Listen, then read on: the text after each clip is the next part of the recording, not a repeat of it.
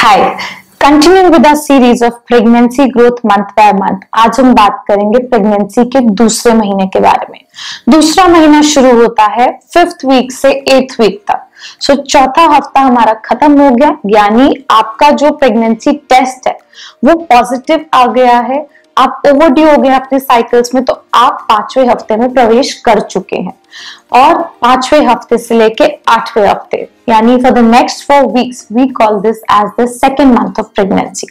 सो इस second month of pregnancy में सबसे पहली बात, क्या सिम्टम्स एक महिला अनुभव करती है। पहले जो सिम्टम्स है, ब्रेस्ट में पेन होना, टेंडरनेस होना, लोअर एब्डोमेन में क्रैम्प्स होना, वो सब तो रहते हैं पहले हफ्ते में। और साथ ही नौजिया होना, जी मचलाना, कुछ खाने का मन ना करना, थकान रहना और कमजोरी सी महसूस होना, सिर दर्द होना, चिड़चिड़ापन होना, बार बार यूरिन जाने का अर्ज होना, ये सभी प्रेगनेंसी रिलेटेड सिम्टम्स हैं और ये एब्सोल्युटली नॉर्मल है।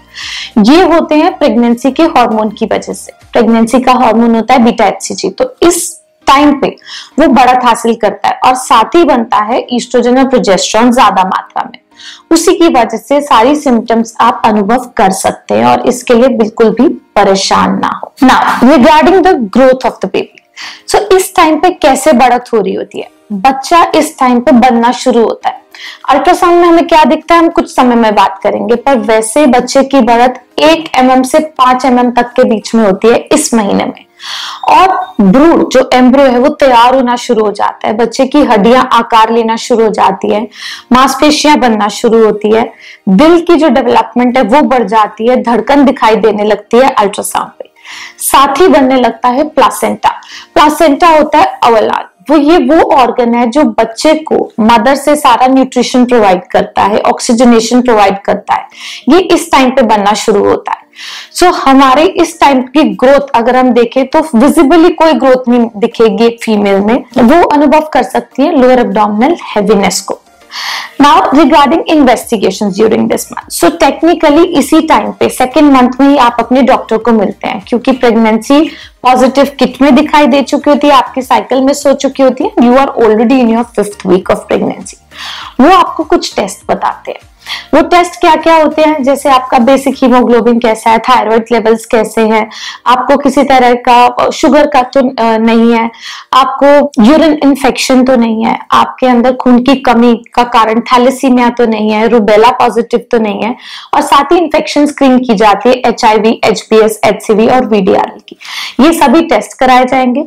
फोलिक एसिड सप्लीमेंटेशन दिया जाता है क्योंकि वो बच्चे की डेवलपमेंट में अच्छा होता है। अगर आप पहले से नहीं ले रहे हैं तो कायदे में तो ये 1 महीना पहले ही शुरू हो जाना चाहिए। देन अल्ट्रासाउंड एडवाइस होता है। नाउ फर्स्ट अल्ट्रासाउंड जो हम करवाते हैं प्रेगनेंसी में वो तुरंत नहीं होता। किट में पॉजिटिव आने का मतलब ये नहीं है कि हमें तुरंत अल्ट्रासाउंड पे भी दिख जाएगा।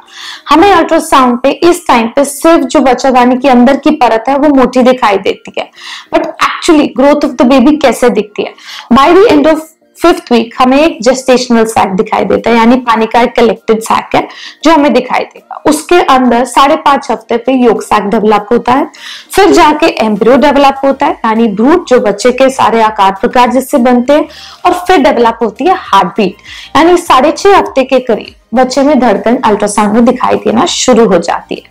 तो हम पहला अल्ट्रासाउंड जो है वो करवाते हैं 6.5 से 7 हफ्ते के करीब, यानी जब आप डॉक्टर से मिलेंगे तो आपको 2 से 3 हफ्ते बाद अल्ट्रासाउंड एडवाइस करेंगे कराने के लिए। अब कभी कभी प्रेगनेंसी सही जगह पे नहीं होती है, उसको हम एक्टोपिक प्रेगनेंसी कहते हैं। तो ये प्रेगनेंसी भी हमें अल्ट्रासाउंड पे पता चलती है, बट क्या कोई सिम्टम्स होते हैं जिससे हम इसको पिकअप कर सकते हैं।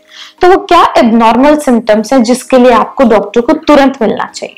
सबसे पहली बात, ब्लीडिंग या स्पॉटिंग होना बिल्कुल भी नॉर्मल नहीं है सेकेंड मंथ ऑफ प्रेगनेंसी में।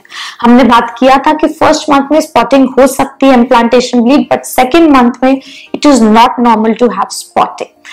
देन अगर फाउल स्मेलिंग डिस्चार्ज है, थोड़ा बहुत वाइट डिस्चार्ज प्रोजेस्टेरोन हार्मोन के इन्फ्लुएंस में होता है, दैट इज ओके।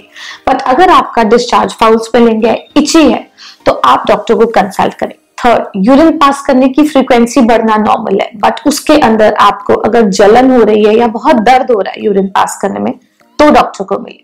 फोर्थ, अगर आपको क्रैम्प्स जो है वो बहुत ज्यादा आपकी डाइट, आपकी डेली रूटीन से इंटरफेयर करे, यानी लगातार बने हुए हैं, बिल्कुल आराम नहीं आ रहा और लगातार भारीपन है, तो भी अपने डॉक्टर की सलाह ले। फिफ्थ, प्रेगनेंसी का नोजिया वॉमिटिंग कुछ हद तक नॉर्मल होता है, बट उसके लिए दवाइयां होती हैं। यदि वो दवाई आप ले रहे हैं और आराम नहीं आ रहा, बिल्कुल कुछ नहीं खा पा रहे हैं, रोज उल्टी हो रही है और डिहाइड्रेशन हो रहा है, तब अपने डॉक्टर से तुरंत मिले। सो ना, प्रेगनेंसी के इस सेकेंड मंथ में आप क्या क्या करें और क्या ना करें। सबसे पहली बात तो आप कोशिश करें जो आपको अच्छा लगता है वो खाएं। हम प्रेगनेंसी के शुरू के 3 महीनों में वेट गेन नहीं ढूंढ रहे होते, तो ना ही हमें 2 लोगों के लिए खाने की जरूरत है। कम कम मात्रा में जल्दी जल्दी खाना, जिसको शॉर्ट फ्रीक्वेंट मील्स कहते हैं, ये आपके नोजिया को भी प्रिवेंट करता है, गैस्ट्राइटिस को यानी गैस बनने की जो समस्या होती है उसे भी प्रिवेंट करता है, कॉन्स्टिपेशन में भी हेल्प करता है। देन सिर्फ घर का बना खाना खाएं, अपने आप को हाइड्रेटेड रखें, 2.5 से 3 लीटर पानी जरूर पिएं। इसके अलावा भारी सामान उठाना अवॉइड करें। ज्यादा से ज्यादा कोशिश करें कि आप अपने नॉर्मल रूटीन को ही फॉलो करें, कोई स्पेशल एक्सरसाइजेस इस टाइम पे स्टार्ट ना करें और डॉक्टर द्वारा बताए गए अपने फोलिक एसिड सप्लीमेंट्स को जरूर लें। ये चिंता नहीं कीजिए, आयरन, कैल्शियम, प्रोटीन, ये सारा सप्लीमेंटेशन जो है वो तीसरे महीने के बाद शुरू किया जाता है, तो अभी इस टाइम पे डाइट में बहुत ज्यादा चेंजेस लाने की जरूरत नहीं होती है, except for short frequent meals. If you have any more doubts related to second month of pregnancy, हमें जरूर मैसेज करें, we would be happy to help you.